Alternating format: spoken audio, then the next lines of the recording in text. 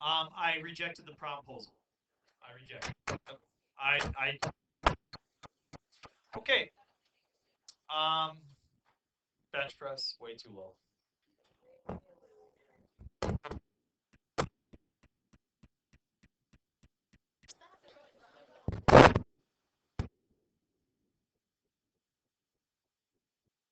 A to b f of x dx is equal.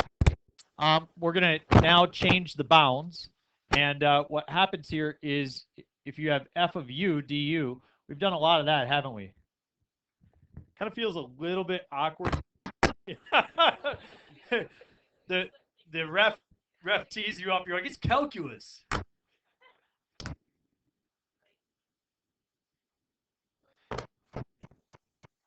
You don't have to. Remember how we always plug x back in at the end?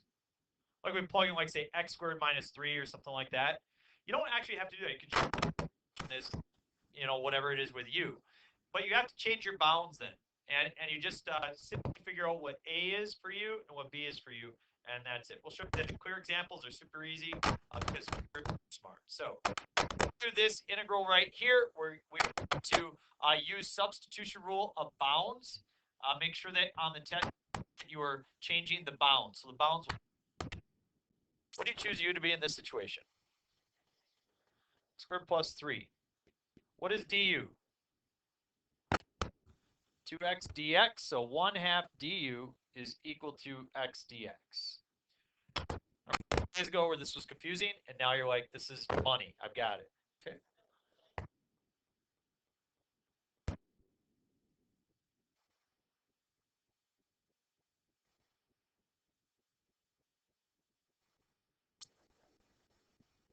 du. What do I get rid of with 1/2 integral du? What do I get rid of? X of dx.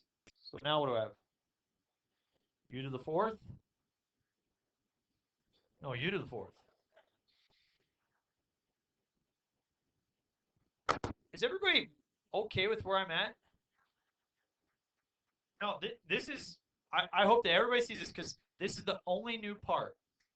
So I can leave the integral as u. I don't have to substitute the x squared plus 3 back in, but I just have to change the bounds. And how do I change the bounds? Instead of a variable of x, they're now a variable of u. And what is u? It's x squared plus 3. So anybody want to guess what I changed 0 to? Just plug 0 in. Anybody want to guess what I changed 2 to? I get 7.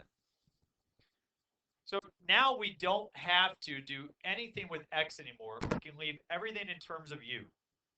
What is the antiderivative of u to the 4th? So this will be u to the 5th over 10 then when we multiply by half. Everybody agree? Evaluated 7 and 3. I don't have to plug x back in. And I get 7 to the 5th over 10 minus 3 to the 5th over 10, which is obviously 4 to the 5th over 10. And 5 over 10 is 1/2. 4 times 1/2 is 2. Right? I just want to see if that made anybody else angry. So yeah, that's totally ridiculous.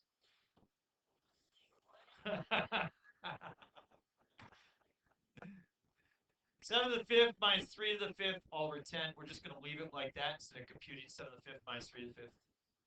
Yeah. You sure could. Yep. I'm just going to leave it like that for the sake of time. I want to give you guys a little bit of time to work today. We just got one more problem.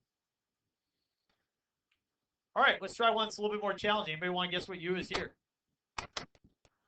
Sine of x. What is du?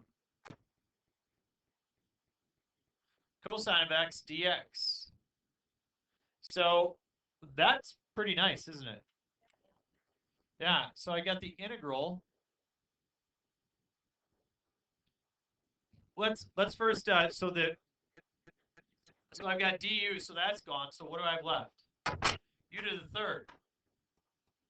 And instead of using 0 and pi over 2, the sine of 0, which is 0, I'm going to take the sine of pi over 2, which obviously is 1.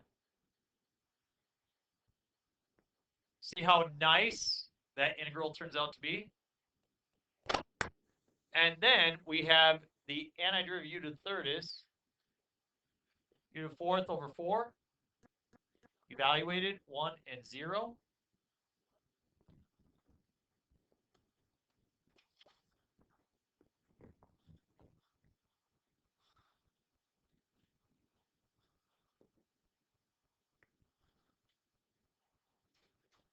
Wasn't that nice? That's it.